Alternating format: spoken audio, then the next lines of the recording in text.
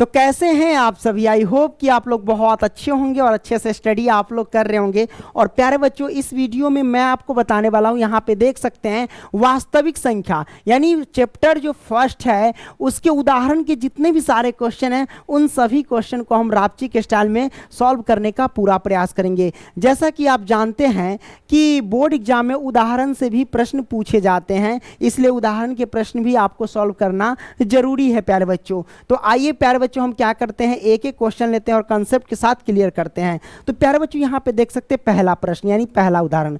अगर प्यारे बच्चों ये नई वाली बुक है, ठीक है, अगर पुरानी वाली बुक में देखेंगे ना तो ये आपको उदाहरण 5 में नजर आएंगे, ठीक है। नई वाली बुक में क्या किया गया है कि बहुत सारे क्वेश्चन को कम किया गया है, ठीक है। अगर नई वाली बुक आपके पास नहीं है तो हमारे पेड व्हाट्सएप ग्रुप में हमने दे दिया था, सारे के सारे साइंस का भी दे दिया, मैथ का भी सब दे दिया हुआ है प्यारे बच्चों। हाँ, आप लोग ग्रुप ज्वाइन कर सकते हो जिसकी प्राइस है 251 रुपया। सारा पीडीएफ मिलता है, जितने भी हम पढ़ाते हैं, यानी साल भर पूरा मेहनत मैं करूंगा, सब्जेक्ट ऑब्जेक्ट सब मिलता है प्यारे बच्चों, ठीक है। अच्छा, तो आइए उदाहरण फर्स्ट को हम सॉल्व करते हैं प्यारे बच्चों। कहता है क्या कि संख्याओं 4 की पावर n पर विचार कीजिए, जहां n एक प्राकृत संख्या यानी n एक प्राकृत संख्या हो सकती है, गिनती वाली संख्या को हम प्राकृत संख्या कहते हैं। जांच कीजिए कि क्या n का कोई ऐसा मान है जिसके लिए 4 की पावर n अंक शून्य पर समाप्त हो सकता है। मतलब आपको बताना है कि n का यानी 4 की पावर n का कोई ऐसा मान है जो शून्य पर समाप्त हो सकता है। कोई दिक्कत नहीं प्यारे बच्चों, इसमें क्या है, हमें लिखना होगा, यानी नोट्स में क्या है, कुछ लिखना पड़ेगा, बस शब्द वाला अपने शब्दों से इसमें बताना है लिख करके। आइए प्यारे बच्चों, हम यहाँ पे नोट में लिख देते हैं कुछ बातें, NOTE नोट, ठीक है। क्या लिखना है प्यारे बच्चों, यहाँ पे लिखेंगे अगर यहाँ पे क्या लिखेंगे प्यारे बच्चों कि अगर कोई संख्या किस पे, शून्य पर यानी 0 पर, शून्य पर समाप्त होना चाहती है, समाप्त होना चाहती है, तो याद रखना, अगर कोई संख्या शून्य पर समाप्त होना चाहती है तो उसके गुणनखंड करने पर यानी उसके अभाज्य गुणनखंड करने पर, ऐसा लिख देते हैं, उसके अभाज्य गुणनखंड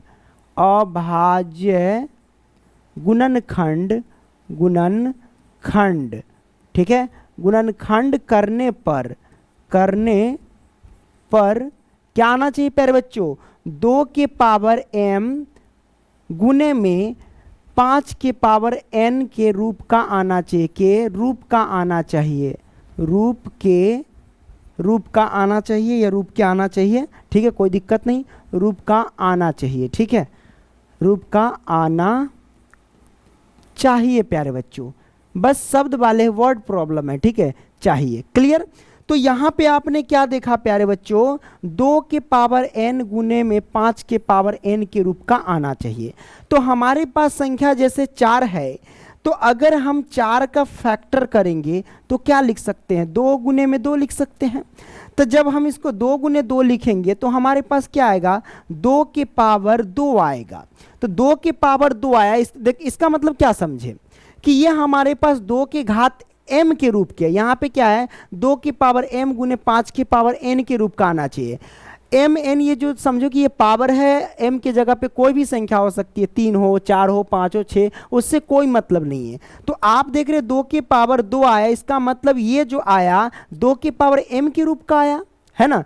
तो यहाँ पे देख रहे 2 के पावर m गुने 5 के पावर n के रूप का नहीं आया, क्योंकि सिर्फ यहाँ पे 2 के पावर m के रूप में आ रहा है। हम कह रहे हैं क्या कि दोनों कंडीशन आना चाहिए, 2 के पावर m गुने 5 के पावर n के रूप का आना ही चाहिए।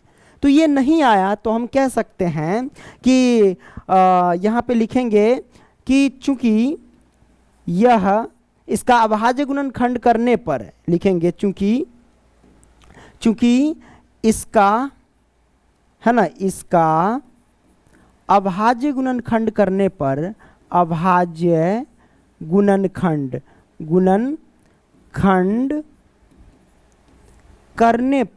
करने पर क्या हुआ प्यारे बच्चों, 2 के पावर m गुने में 5 के पावर n के रूप का नहीं है, रूप का नहीं है, नहीं है, नहीं है। इसलिए कोई भी संख्या, यहाँ कहता नहीं कि संख्या 4 के पावर n पर विचार कीजिए, जहाँ n एक प्राकृत संख्या है। जांच कीजिए कि क्या n का कोई ऐसा मान है जिसके लिए 4 के पावर n अंक यानी शून्य पर समाप्त हो सकती है। तो हम लिखेंगे इसलिए 4 के घात जो हमारे पास n, क्योंकि नेचुरल नंबर है, 4 के पावर n अंक जो है, अंक शून्य पर समाप्त नहीं हो सकती है, शून्य पर समाप्त नहीं हो सकती है, समाप्त नहीं हो सकती है, नहीं हो सकती है, सकती है। क्लियर प्यारे बच्चों? तो मतलब यहाँ पे देखें, अगर हम कोई भी संख्या को अगर हम अभाज्य गुणनखंड करते हैं, अगर इस रूप का आ जाता, 2 के पावर m गुने 5 के पावर n के रूप का आ जाता, तो हम कह जाते हैं हाँ शून्य पर समाप्त हो सकती थी, लेकिन नहीं आया तो हम कह दिए कि कोई भी संख्या यानी 4 के पावर n अंक शून्य पर समाप्त नहीं हो सकती है प्यारे बच्चों। ठीक है, तो आपने इस प्रश्न को समझ लिया, बस ये वर्ड प्रॉब्लम थे। आइए प्यारे बच्चों, अब हम क्या करते हैं, उदाहरण 2 को हम सॉल्व करते हैं। उदाहरण 2 क्या कहता है प्यारे बच्चों, यहाँ पे देख सकते हैं कि संख्याओं 6 और 20 के अभाज्य गुणनखंड विधि से HCF और LCM ज्ञात कीजिए। बड़ा सिंपल है, हम यहाँ से लिखते हैं हल, और क्या करेंगे प्यारे बच्चों, पहले 6 का फैक्टर कर लेंगे, है ना, तो 2 से लगाएंगे तो 3, अब यहाँ पे 3 से लगाएंगे तो 1 हो जाएगा। अब यहाँ पे 20 है, 20 का फैक्टर कर लो प्यारे बच्चों, 2 से लगाएंगे तो 10 होगा, फिर 2 से लगाएंगे तो 5 होगा, अगर हम 5 से लगाएंगे तो 1 होगा। अब प्यारे बच्चों हमको ज्ञात क्या करना है, HCF। तो आइए हम क्या करते हैं, HCF ज्ञात करते हैं। HCF ज्ञात करने में हमें देखना क्या है कि जैसे यहाँ 2 है तो इसमें भी मतलब इधर की जो जो संख्या इसमें मैच करेगी उसी को हम लिखते हैं। तो जैसे कि यहाँ 2 है प्यारे बच्चों, तो यहाँ भी 2 है, उस 2 को लिख देंगे। यहाँ 1 है तो इस 1, यहाँ भी 1 है तो उस 1 को लिख देंगे। बाकी कोई संख्या मैच नहीं कर रहा है। अब इन दोनों को गुना करेंगे तो 2 आएगा, मतलब HCF आ गया 2। अब हम बात करते हैं LCM की प्यारे बच्चों। अगर हम LCM ज्ञात करेंगे यानी लघुत्तम समापवर्तक, बस क्या करना, जो जो मैच करता है उसको एक बार, जो नहीं मैच किया उन सभी को लिख देना है। ठीक है, तो जैसे 2 मैच किया है ना, इसको आप लिख लो पहले, तो हमने 2 लिख लिया, फिर गुने में 3 लिख लो, फिर गुने में ये 1 है तो 1 लिख सकते हो। अब ये 2 तो पहले आ चुका है, क्योंकि जो 2 यहाँ पे मैच किया हुआ है तो एक बार लिख लिए तो दोबारा हम नहीं लिखेंगे। चलो ये 2 हम ये यहाँ पे लिख लिए तो इस 2 को आप छोड़ देंगे। अब ये 2 बच गया, उस 2 को हम लिख लेंगे, और गुने में ये 5 है तो 5 को लिख लेंगे। अब प्यारे बच्चों हमारे पास आएगा कितना, 2 तिया 6, 6 दूना 12, 12 पंचे 60, हमारे पास 60 आ गया। तो ये हमारे पास एक आंसर निकल करके आ गया, और एक ये हमारे पास आंसर निकल करके आ गया। कोई दिक्कत नहीं, दिक्कत प्यारे बच्चों।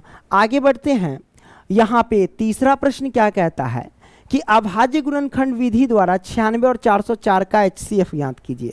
अब हमें HCF ज्ञात करना है अभाज्य गुणनखंड विधि द्वारा, इस बात को ध्यान रखना और याद रखना, ये नई वाली बुक है। क्या है ये प्यारे बच्चों, नई वाली बुक है, और पुरानी वाली बुक में ये सब हेर फेर कर दिया गया है। ठीक है, अच्छा, हमें 96 का फैक्टर करेंगे तो ये 96 हमने लिख दिया। अब हम यहाँ से क्या करेंगे, 2 से लगाएंगे, कितना होगा प्यारे बच्चों, ये 4 दूना 8, 8 दूना 16, 48 हो जाएगा। फिर हम 2 से लगाएंगे तो 2, ये 4, 24 दूना 48 हो गया। फिर 2 से लगाएंगे तो कितना होगा हमारे पास, 12 दूना 24, फिर 2 से लगाएं तो 6, फिर 2 से लगाएं तो 3, और फिर कह सकते हैं अगर 3 से लगाएं तो हमारे पास 1 आएगा। ठीक है, अब प्यारे बच्चों वहीं हम क्या बात करते हैं, अब यहाँ पे बात करते हैं 404 का। तो 404 का अब हम फैक्टर करेंगे, चलो 2 से लगा लेते हैं, तो यहाँ पे 2 हो जाएंगे, 0 हो जाएंगे, 2 हो जाएंगे, 202। याद रखना, अगर कोई यानी लास्ट में किसी भी संख्या के लास्ट में अगर सम संख्या है या 0 है तो समझ जाना ये डेफिनेटली सम संख्या से लगेगा। ठीक है, तो यहाँ पे लास्ट में देखो, यहाँ 2 है तो मतलब सम संख्या यानी 2 से लग जाएगा। तो 2 से लगाएं, 2 एकम 2, 0, 2 एकम 2, 101 आ जाएंगे। क्लियर। अब प्यारे बच्चों हमको ज्ञात क्या करना है, हमें ज्ञात करना है प्यारे बच्चों, यहाँ पे देख सकते हैं HCF ज्ञात करना है। तो हम यहाँ पे क्या करेंगे, HCF निकालेंगे। तो HCF कैसे ज्ञात करेंगे प्यारे बच्चों, तो जैसे यहाँ पे 2 है ना, तो यहाँ भी 2 है, 2 2 मैच किया, उस 2 को हम क्या करेंगे, निकाल लेंगे, है ना। अब हम क्या करेंगे प्यारे बच्चों, जैसे कि अब यहाँ भी 2 है तो यहाँ भी 2 है, इस 2 को भी निकाल लेंगे, हमने निकाल लिया। तो ये हमारे पास 2 दूना कितना हो जाएगा, 4 हो जाएगा। तो HCF निकल कर के आ गया प्यारे बच्चों 4। लेकिन यहाँ पे हमें एलसीएम नहीं कह रहा है। अगर एलसीएम भी निकालोगे तो कितना निकल कर के आएगा प्यारे बच्चों, आइए निकाल लेते हैं एलसीएम। कितना आएगा, बस जो जो मैच किया उसको एक बार, जैसे 2 यहाँ पे मैच किया तो एक बार लिख लो, यानी इन दोनों में से एक 2 लिखो, इन दोनों 2 में से एक 2 लिख लो, ठीक है। अब बाकी सबको लिखो, बाकी कितना है 1 2 3 वो लिख लो, गुने में 1 2 3, हमने सब 2 को लिख लिया। फिर यहाँ पे 3 है, उस 3 को आप लिख लो, ठीक है, हमने लिख लिया।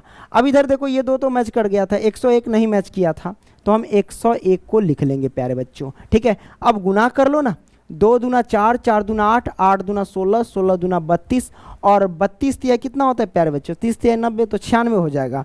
मतलब 96 गुने में आप कह सकते हैं 101।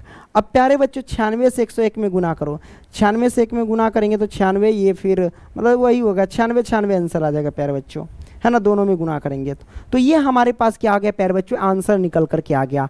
कोई दिक्कत प्यारे बच्चों नहीं ना। देखो उदाहरण हम सॉल्व कर रहे हैं तो इसमें ज़्यादा हमें समझाने की ज़रूरत नहीं है, हमने जब चैप्टर पढ़ाया था ना उसमें हमने डिटेल से समझा दिया था ना।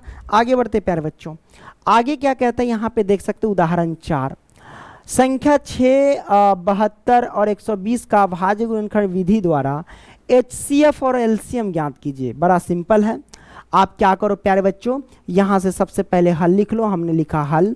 अब 6 का फैक्टर करो, 2 से लगाएंगे तो 3 हो जाएगा, फिर 3 से लगाएंगे तो 1 हो जाएगा, क्लियर।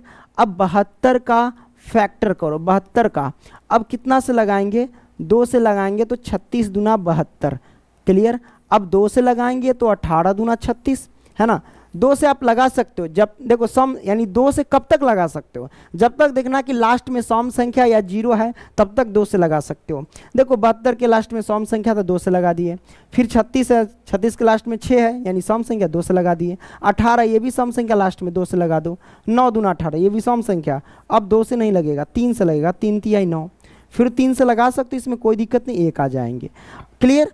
अब हम क्या करेंगे प्यारे बच्चों, अब क्या करते प्यारे बच्चों, अब लगाते 120 का, चलो 120 का फटका लगाते हैं। 2 से लगाएंगे क्योंकि लास्ट में 0 है तो सम संख्या से ही लगेगा, यानी 2 से ही लगेगा। 60 दूना 120, अभी भी 0 लास्ट में 2 से लग जाएगा, कितना होगा 30 दूना 60, अभी भी लास्ट में 0 है, 2 से डेफिनेटली लगेगा। 15 दूना 30, अब नहीं लगेगा, लास्ट में विषम संख्या है, अब कोई भी सम संख्या से नहीं लगेगा। विषम संख्या 3 से ही लगाओ, 3 पच्चे 15, ठीक है। मन है 5 से लगाया तो 5 एकम 5 लगा दिए। अब क्या करेंगे प्यारे बच्चों, हमें ज्ञात क्या करना है भाई, HCF ज्ञात करना है सबसे पहले, तो HCF हम ज्ञात कर लेते हैं। HCF कैसे ज्ञात करेंगे देखना, ये तीनों में होना चाहिए प्यारे बच्चों। HCF निकालने का तरीका, जो संख्या हम ले रहे हैं वो तीनों में होना चाहिए। जैसे कि यहाँ पे 2 है ना, तो यहाँ भी 2 है और यहाँ भी 2 है, चलो इस 2 को हम यहाँ पे लिख लेते हैं गुने में। अब कुछ मच कर रहा है क्या, जैसे कि यहाँ पे 3 है ना, तो यहाँ भी 3 है और यहाँ भी 3 है, इसको आप लिख सकते हो 3। अब कहोगे सर यहाँ 1 है, यहाँ भी 1 है, यहाँ भी 1 है, तो 1 आप लिखिए या ना लिखिए कोई फर्क नहीं पड़ता है, क्योंकि 1 से गुना करेंगे जो है वही रह जाएगा। तो 2 तिहाई 6, 6 कम 6, भाई HCF आपने निकाल लिया। अब बात आती है LCM की। अब LCM आप कैसे निकालोगे प्यारे बच्चों, तो LCM निकालने का फंडा बड़ा सिंपल है। आप क्या करो प्यारे बच्चों, जो मैच कर जाता है उसको एक बार लिखते हैं और बाकी को सबको लिख डालते हैं। लेकिन इसमें बहुत सारे बच्चे कंफ्यूज हो जाते हैं, देखना यहाँ 3 वाले में था तो तीनों में मैंने देखा, ठीक है। तो यहाँ पे देखो 2 2 2, इन दोनों में से 1 2 निकाल लो, है ना। हमने क्या किया, जैसे कि यहाँ 2 मैच किया था, यहाँ 2 मैच किया था, यहाँ इन दोनों में से 1 2 निकाल लिए गुने में। अब देखिए प्यारे बच्चों, यहाँ 3 मैच किया था, यहाँ 3 मैच किया था और यहाँ 3 मैच किया, इन तीनों में से 1 3 निकाल लो, हमने निकाल लिया LCM। अब प्यारे बच्चों यहाँ पे गौर करने वाली बात यह है, जैसे कि आपने क्या देखा कि तीसरे में तो इतना सब मैच कर गया, लेकिन दूसरे में कुछ आपको मैच कर रहा है प्यारे बच्चों। जैसे कि यहाँ 2 है तो यहाँ भी 2 है, तो LCM ये ध्यान देना होता है, इन दोनों में, अगर तीसरा में नहीं मैच कर रहा है उससे कोई फर्क नहीं, अगर दोनों में भी मैच कर रहा है तो उन दोनों में से एक दो आपको लेना पड़ता है एलसीएम में। ठीक है, तो जैसे कि यहाँ दो मैच कर गया, यहाँ दो, इन दोनों में से एक दो आपको लेना है एलसीएम में, क्योंकि इस टाइप के क्वेश्चन में अक्सर बच्चा फंस जाते हैं। बस, तो यहाँ दो मैच किया, यहाँ दो, इन दोनों दो में से एक दो ले लिया, यहाँ दो मैच किया, यहाँ दो मैच किया, इन दोनों दो में से एक दो ले लेंगे। हाँ, अगर मैच नहीं करता तो हम पूरे लिख देते, इसमें क्या दिक्कत था, है ना, हमने लिख दिया। अब देखिए उसके बाद मैच कर रहा है, कोई नहीं मैच कर रहा है, जैसे यहाँ 3 है, आगे 3 है, इन्हें 3 लिख दो, कोई दिक्कत नहीं, हमने 3 लिख दिया। और कुछ मैच कर रहा है क्या, अब कुछ नहीं, हाँ 5 है, 5 कहीं नहीं किसी में, इसमें 5 लिख दो। बस इतना करना होता है भाई, है ना। एलसीएम इसीलिए बच्चा सब फंस जाता है इस टाइप के एलसीएम में, इसलिए ध्यान से जब उदाहरण सॉल्व करते हैं ना तो ध्यान से थोड़ा सा एडवांस दे देता है।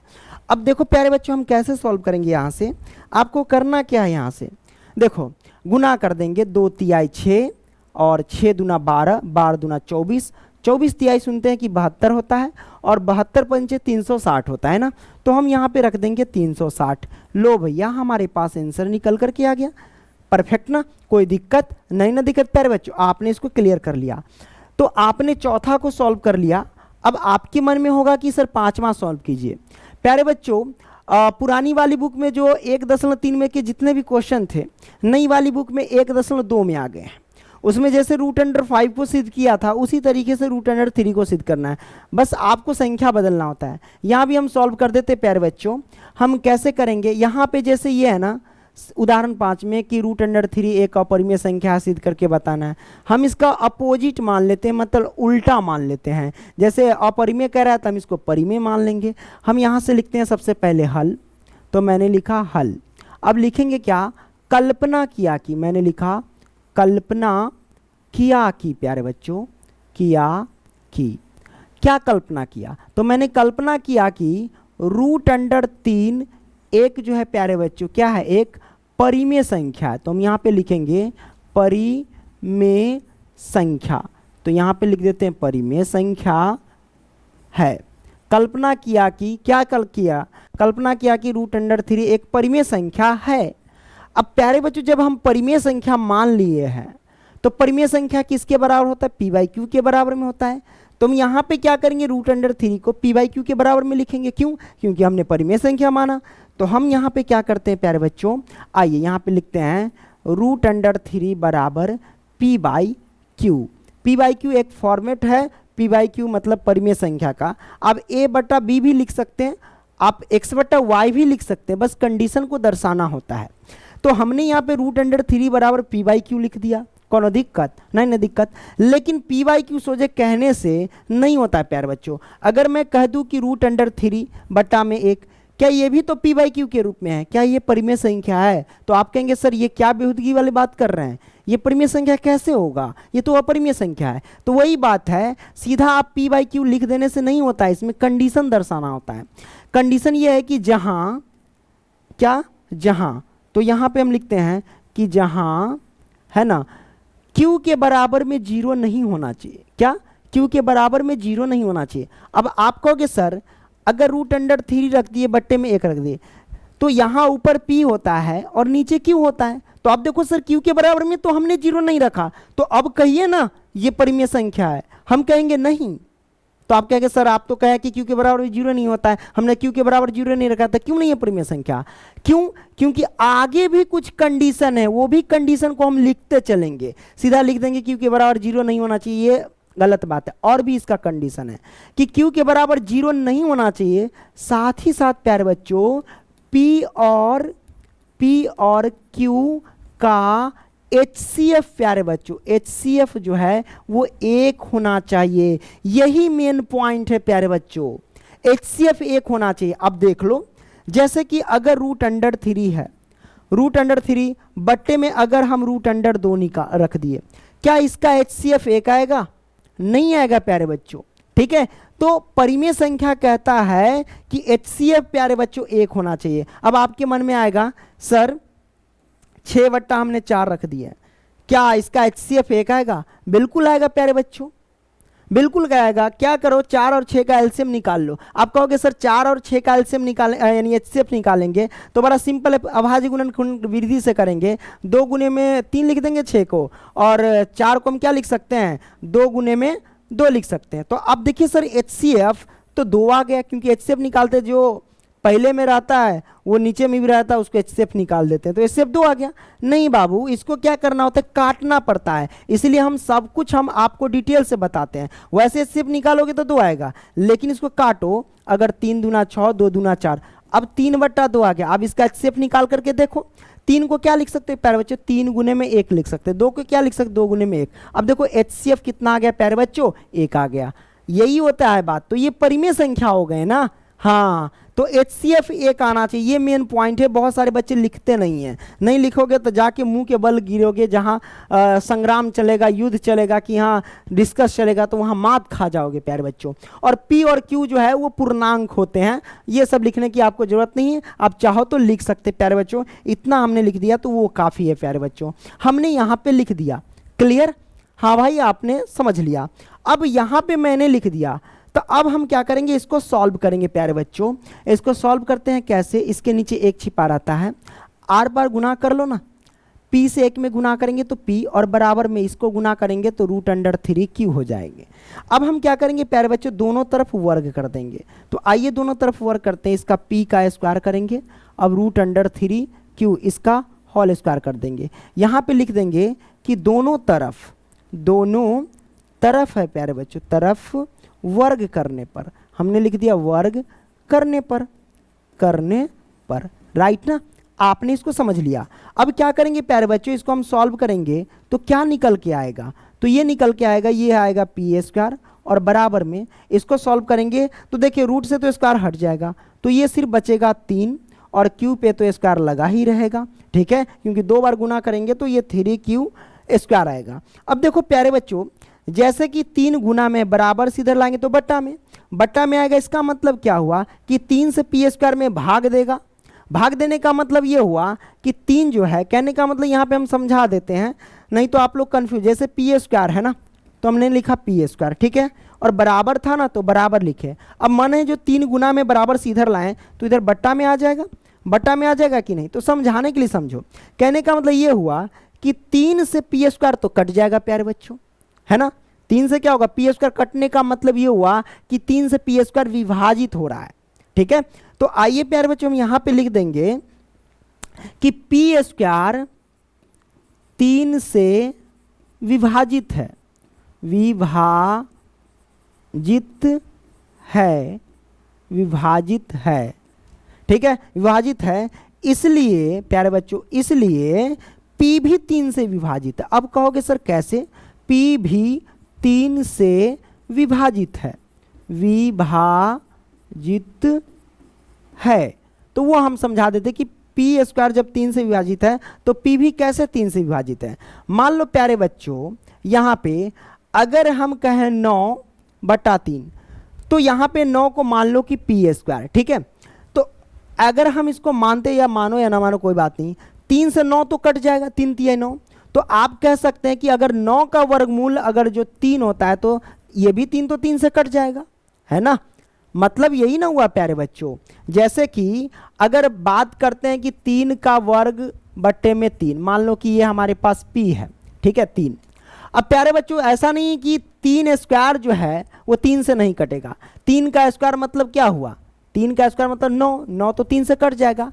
अब कहा जाए कि 3 भी तो 3 से भी, ये 3 तो कट जाएगा ना, यानी 3² भी कटा। 3² का मतलब 9/3 हुआ ना, 3² का मतलब 9/9 हुआ, 3 तो नीचे 3। तो आप देख रहे हैं कि 3 का स्क्वायर 9 निकाले तो 9 भी 3 से तक कट गया ना। तो हम कह सकते हैं प्यारे बच्चों कि अगर p² 3 से विभाजित यानी कट रहा है तो p भी 3 से कटेगा डेफिनेटली। कहने मतलब यहाँ अगर नहीं समझ में आ रहा है तो ऐसे समझो कि अगर 9 कटेगा 3 से, 3 × 9, तो इसका वर्गमूल मतलब 3 भी तो 3 से कट जाएगा ना, वही बात है। तो हमने यहाँ पे लिख दिया, ज़्यादा यहाँ पे माथापेची करने की जरूरत नहीं है। तो p² 3 से विभाजित है तथा p भी 3 से विभाजित है। आगे बढ़ते हैं प्यारे बच्चों, आगे हम आपको समझाते हैं, ठीक है। ये आपने समझ लिया। अब हम क्या करेंगे प्यारे बच्चों, जैसे हमने यहाँ पे लिख दिया, अब क्या करेंगे, मान लेंगे कि माना P बराबर 3m रखेंगे या 3r, कुछ भी मान सकते हैं, इसमें मानना पड़ेगा आपको। लिखते हैं कि माना P बराबर 3m रखने पर, या 3r या 3z, कुछ भी आप मान सकते हैं। माना P बराबर 3m रखने पर हमने रख दिया रखने पर। अब ये P बराबर 3m किस में रखेंगे प्यारे बच्चों, तो ये जो आप देख रहे हैं ना, तो इसको हम क्या करते हैं प्यारे बच्चों, समीकरण 1 मान लेते हैं। क्या मानते हैं इसको, समीकरण 1 मान लेते हैं, ठीक है, समीकरण 1। तो अब हम क्या करेंगे, P बराबर जो 3m रखे हैं वो समीकरण 1 में रख देते हैं। तो समीकरण 1 हमारे पास क्या, P² बराबर 3Q² है। तो समीकरण 1 में P बराबर 3m रखने पर किस में, समीकरण 1 में रख देते हैं। तो समीकरण 1 क्या है प्यारे बच्चों, P² है। तो P के जगह पे हम रख देते हैं 3m और इसका कर देते हैं स्क्वायर, और P² का मान ये आ गया। अब प्यारे बच्चों यहाँ पे देखेंगे √3Q था, तो हाँ 3Q² था, तो 3Q² रख दो यहाँ पे, 3Q² हमने रख दिया। अब क्या करेंगे प्यारे बच्चों, इसको अब सॉल्व करो। सॉल्व करेंगे प्यारे बच्चों तो ये 9m² होगा, बराबर में ये 3Q² होगा। काट सकते हो प्यारे बच्चों, 3 तिहाई 9 काट दो ना, 3 तिहाई 9 ये कट गया। तो हम कह सकते हैं कि Q² बराबर जो आ गया 3m²। तराजू को उलट दिए, Q² इधर था तो इधर रख दिए, 3m² उधर रख दिए, इसमें कोई दिक्कत नहीं है, आप करो या ना करो कोई फर्क नहीं पड़ता है। इसको मान लेते हैं प्यारे बच्चों समीकरण 2, समीकरण 2 प्यारे बच्चों, हमने समीकरण 2 मान लिया। अब यहाँ पे क्या करेंगे, लिखेंगे क्या कि Q² यहाँ पे, यहाँ लिखेंगे प्यारे बच्चों Q² लिखते हैं, Q² 3 से विभाजित है, विभाजित है, इसलिए प्यारे बच्चों Q भी 3 से विभाजित होगा, Q भी 3 से विभाजित होगा,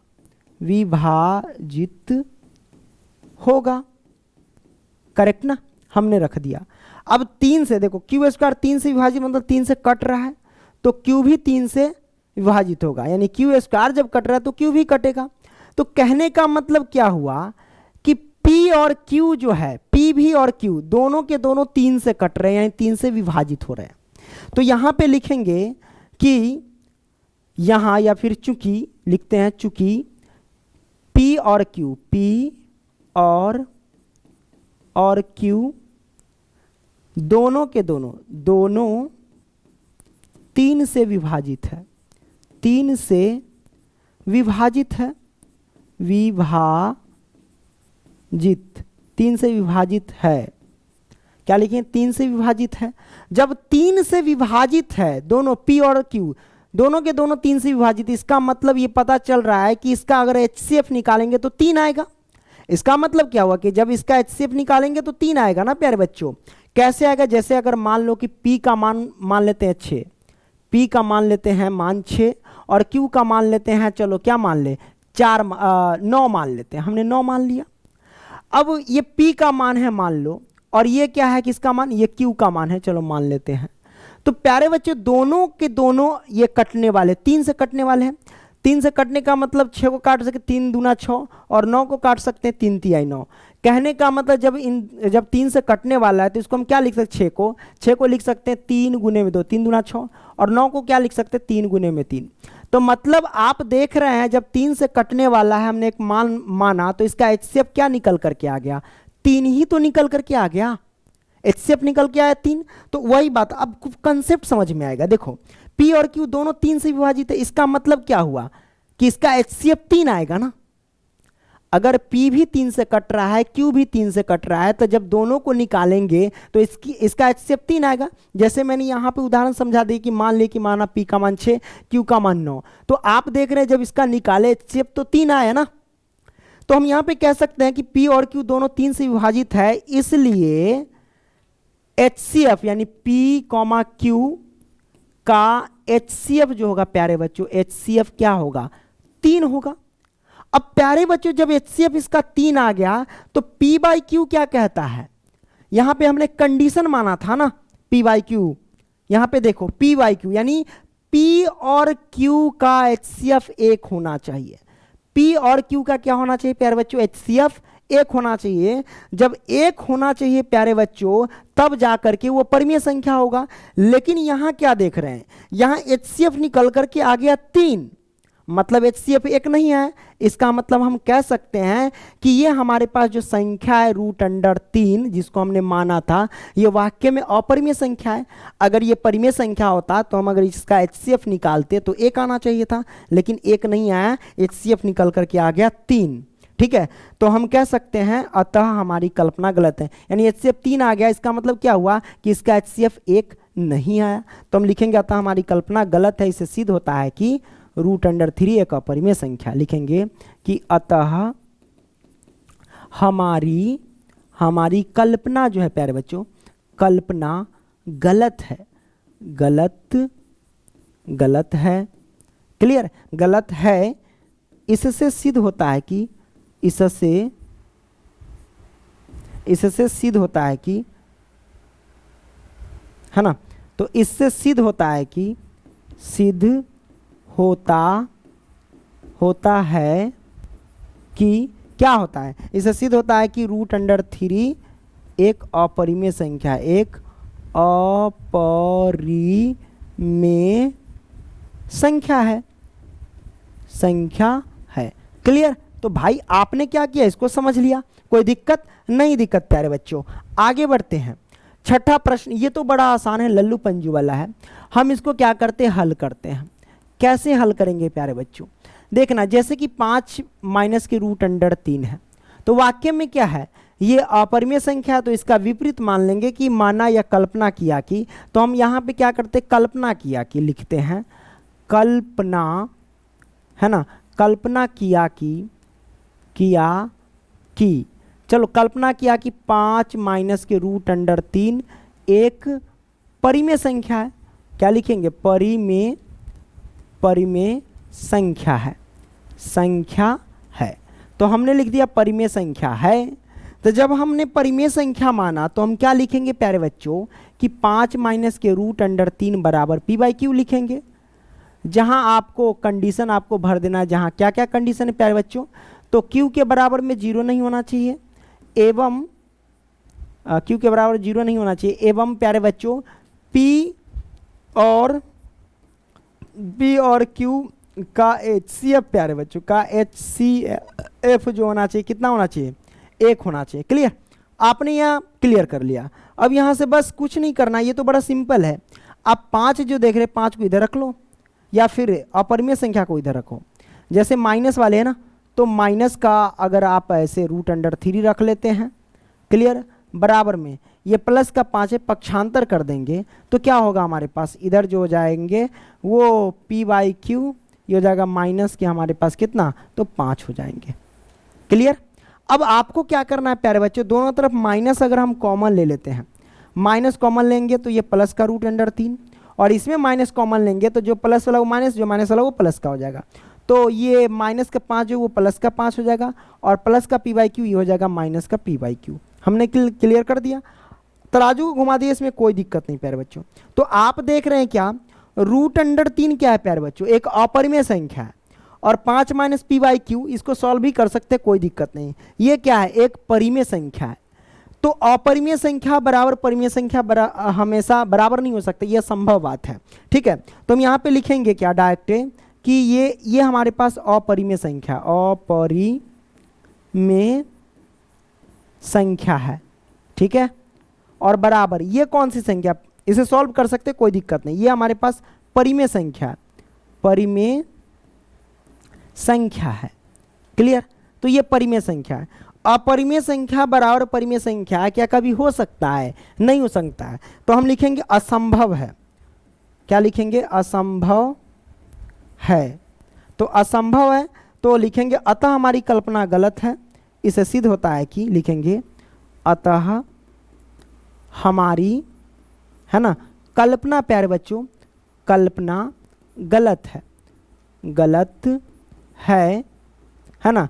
इससे सिद्ध होता है कि इससे सिद्ध होता है कि लिखेंगे सिद्ध होता है कि क्या लिखेंगे, इससे सिद्ध होता है कि भाई वो हमारे पास 5 माइनस के रूट अंडर 3 क्या है, एक अपरिमेय संख्या है, अपरिमेय संख्या है। क्लियर, संख्या है, राइट ना, हमने बना दिया। अब प्यारे बच्चों ये उदाहरण 6 सॉल्व हो गया। अब बात आती उदाहरण 7 की। उदाहरण 7 क्या है, ये तो बड़ा सिंपल है। आप इसे क्या मान लेना, ये परिमेय संख्या मान लेना। जब परिमेय संख्या मानोगे तो रूट अंडर 3 बटा में पी वाई क्यू लिख सकते हैं। और बस वही जहाँ जो कंडीशन आप लिख रहे हो घिसी पिटी बात है, वो कंडीशन आपको लिख देना है, बस करना ये। अब क्या करना प्यारे बच्चों, ये 3 जो देख रहे हैं आप क्या कर सकते हो, रूट अंडर 3 बराबर 3 गुना में है, बराबर से इधर जो आएगा तो ये बट्टा में आएगा, यानी 3 क्यू हो जाएगा। तो इस साइड आप देखोगे परिमेय संख्या और इस साइड अपरिमेय संख्या, दोनों क्या बराबर हो सकता है, लिखेंगे क्या, असंभव है। मतलब पीछे वाले क्वेश्चन लिख दिए थे ना, असंभव है। जब असंभव है तो हम लिख देंगे, अतः हमारी कल्पना गलत है। इससे सिद्ध होता है कि 3 रूट अंडर 2 एक अपरिमेय संख्या है। बस आपको फैक्टर समझने आना चाहिए। जैसे ये शब्द है ना, वही शब्द आपको नीचे लिख देना है, बस संख्या बदल देना इधर का, कोई दिक्कत नहीं दिक्कत। तो प्यारे बच्चों वीडियो पसंद आया तो लाइक करना, दोस्तों को भी शेयर करना। मिलेंगे अगली वीडियो में, तब तक के लिए बाय दोस्तों।